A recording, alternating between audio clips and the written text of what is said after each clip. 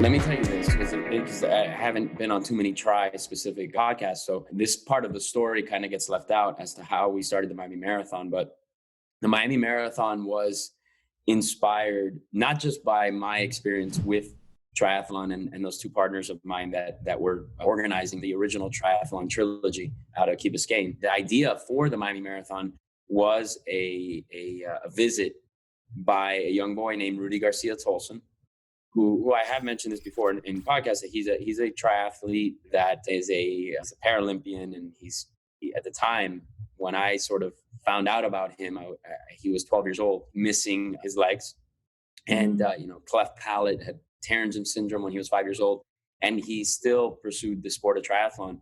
In fact, the ad that caught my attention was a triathlon for San Diego Tri, and I saw it in Triathlete magazine, and I thought, man, that kid looks amazing. I have to meet him. I reached out to him, and I invited him through his mom to Miami to meet my high school cross country team that I was coaching at the time. And in the process, I said, how cool would it be if he came to Miami to do a triathlon? And so he did. We signed him up for the Trilogy Tri, and I think it was like the number 2 try of the summer.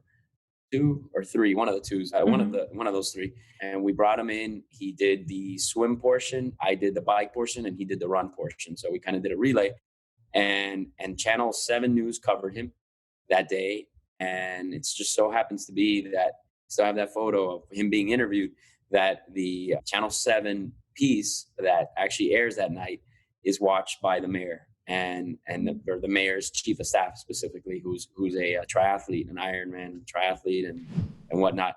Calls me up, kind of knows me, but doesn't know me that well, and says, hey, I'd like to meet that young boy, Rudy Garcia Tolson.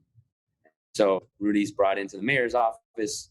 A meeting happens. During the meeting, a conversation's had about what distance he would like to run. The mayor asked him, what's the furthest you've ever run? And one thing led to the other, and we came to the conclusion that Miami did not have a long distance race of its own, a full marathon specifically, much less an Ironman, by the way. Yeah. And those were 2 things on his bucket list. Obviously you have to do a marathon before you do an Ironman.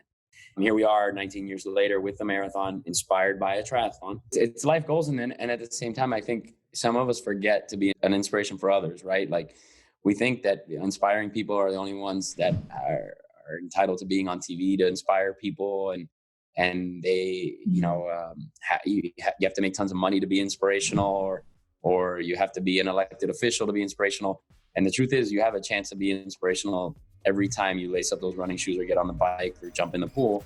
If somebody's watching, I don't care if they're in their car or they're passing by, just on a stroll, they're looking at you, and that's a form of inspiration. Sometimes it's envy. Sometimes it's aspirational. It's something, something they look at and like, gosh, I can never do what he's doing.